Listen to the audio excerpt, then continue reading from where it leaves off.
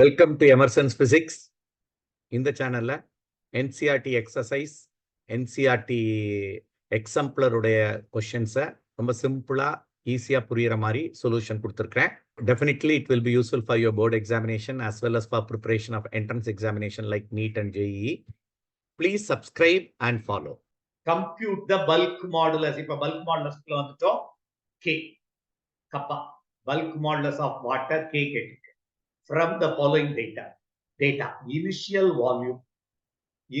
volume V1 வச்சுக்கலாமா 100 liters volume லிட்டர்ல கொடுக்கலாம் தப்பில்ல.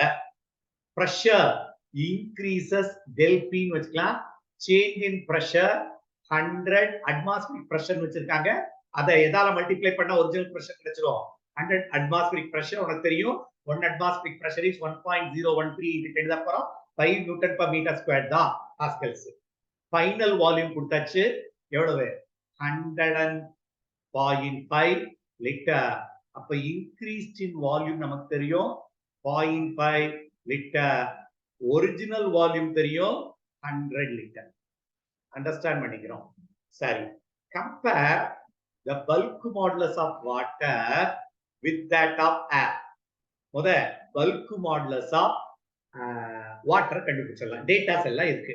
bulk modulus என்ன formula? Minus dP or del P by change in volume by original volume. எல்லா data இருக்கு. Minus del P எவ்வளவு? இதை SI யூனிட்ல கொடுக்கணும். நம்ம நியூட்டன் per மீட்டர் ஸ்கொயர்ல கொடுத்தாங்க. அப்போ எவ்வளவு 100 into 1.013 into 10 to the power of 5. Original volume எவ்வளவு 100 by சேஞ்ச் ஆன வால்யூம் எவ்வளவு 0.5 லிட்டர். நல்ல யோசனை. இந்த லிட்டரை மீட்டர் கியூபா மாத்தணுமா மாற்ற வேண்டாமா? இந்த கேஸ்ல மாத்த வேண்டாம். ஏன்னா மேலே லிட்டருக்கு கீழே it's going to cancel. Actually into 10 to the power -3 வரணும். வேண்டாம், நேராவே கேன்சல் பண்ணிடலாம். இதை நீ கால்குலேட் பண்ண என்ன கிடைச்சிரும்? பல்க் மாடலஸ் போட்டு பாரு என்ன வருதுன்னு. சோ 0.5 1/2 டா 2 நியூமரேட்டருக்கு வந்துரும். அவ்வளவுதான் 2. அப்ப எல்லாம் power laddu 1 2 3 4 10 to the power of 9. அப்போ மைனஸ் இது 2 ஆல மல்டிப்ளை பண்ணு 6 2 0 2.023 into 10 to the power of 9 newton per metre square. இது மைனஸ் போறது ரீசன், இது ஒரு constant for the material. Minus போட்டது பர்பஸ் என்னன்னு புரிஞ்சுக்கணும். இது ஒரு அண்டர்ஸ்டாண்டிங்கா போட்டது. as the pressure increases ஜெனரலா வால்யூம் இன்க்ரீஸ் ஆகாது, இங்க குறையுது. அதனால as the pressure increases volume will decrease. so we are introducing the minus sign. சரி, இப்போ இது என்னது? bulk modulus of water. இப்போ எதோட கம்பேர் பண்ணிருக்கு? bulk modulus of air. bulk modulus of air வந்து தெரிஞ்சு வச்சுக்க. K of air is 10 to the power of 5 Newton per meter square. bulk modulus அந்த பிரஷரை வச்சு நம்ம சொல்லியிருக்கோம். சரியா? 10 to the power of 5 Newton per meter square. அப்ப எது? இப்ப இது bulk modulus of water, இது bulk modulus of air.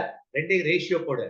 bulk modulus of water by bulk modulus of air போட்டேன்னா இது 2.026 into 10 to the power of 9 by 10 to the power of 5 cancel பண்ணா 10 to the power of 4.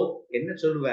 bulk modulus of water will be 2.026 into 10 to the power of 4 times bulk modulus of air. So bulk modulus of water is very much higher than bulk modulus of air in சொல்லி கொடுத்திருக்கோம். That's a conclusion. Okay? ஏன் larger? நல்லா யோசிக்கணும். ஏர் உடைய bulk modulus ரொம்ப less. ஏன் சொல்லு? Bulk modulus formula என்ன? Stress by strain. Bulk stress by bulk strain. அதேதான் நான் ஸ்டீலுக்கு சொன்னேன். Large stress small strain. ரொம்ப ஸ்ட்ரெஸ் கொடுத்தாலும் கொஞ்சம் ஸ்ட்ரெயின் ஆச்சுன்னா அது எக்ஸ் மாடுலஸ் வரும். அதேதான் இங்கேயும். Bulk stress more pressure. வாட்டர்ல நீங்க எவ்வளவு ப்ரெஷர் கொடுத்தாலும் அது சேஞ்சிங் டைமென்ஷன் ரொம்ப கம்மி தான். ஏர்ல அப்படி இல்ல, மோர் ஸ்ட்ரெயின்.